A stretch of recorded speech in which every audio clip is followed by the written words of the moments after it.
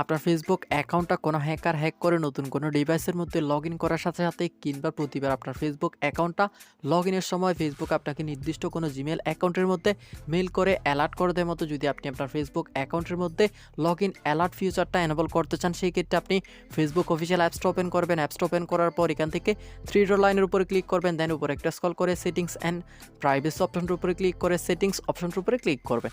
Settings অপশনটার উপরে click করার পর এখান থেকে আপনি সিকিউরিটি অ্যান্ড লগ ইন নামের অপশনটা খুঁজে নেবেন। খুঁজে নেওয়ার পর এখান থেকে সেই অপশনটার উপরে ক্লিক করবেন। কিছু অ্যাকাউন্টের ক্ষেত্রে এই অপশনটা কিন্তু পাসওয়ার্ড অ্যান্ড সিকিউরিটি নামেও থাকে। তো আপনার অ্যাকাউন্টের ক্ষেত্রে পাসওয়ার্ড অ্যান্ড সিকিউরিটি বা সিকিউরিটি অ্যান্ড লগ ইন যে অপশনই থাকুক না কেন, আপনি সেই অপশনটার উপরে ক্লিক করবেন। ক্লিক করার সাথে সাথে দেখতে পাচ্ছেন এখানে নতুন একটা ইন্টারফেস ওপেন হয়ে গেছে। তো এখান থেকে আপনি উপরে একটা স্ক্রল করবেন। স্ক্রল করার পর এখান থেকে আপনি get alert about unrecognized log in নামের অপশনটার উপরে ক্লিক করবেন। ক্লিক করার পর দেখতে পাচ্ছেন এখানে নতুন আরেকটা ইন্টারফেস ওপেন হয়ে গেছে।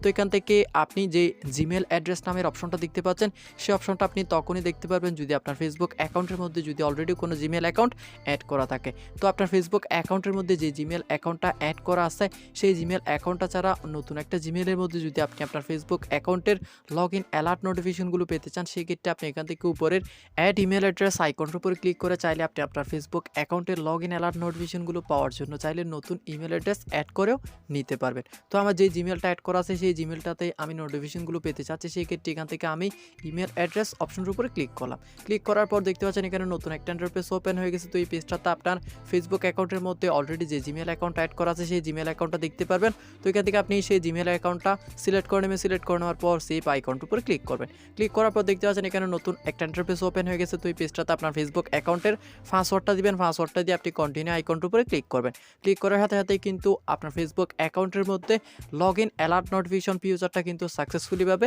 এনেবল হয়ে যাবে। তো বন্ধুরা, আশা করি আপনারা বিষয়টা বুঝতে পারছেন। ভিডিওটা ভালো লাগলে অবশ্যই একটা লাইক দিয়ে যাবেন আর কমেন্ট বক্সে ভিডিওটা কেমন লাগলো জানিয়ে যেতে ভুলবেন না। আজকের মতো এখানে বিদায় নিচ্ছি। আগামী ভিডিও দেখার আমন্ত্রণ জানিয়ে আল্লাহ হাফেজ।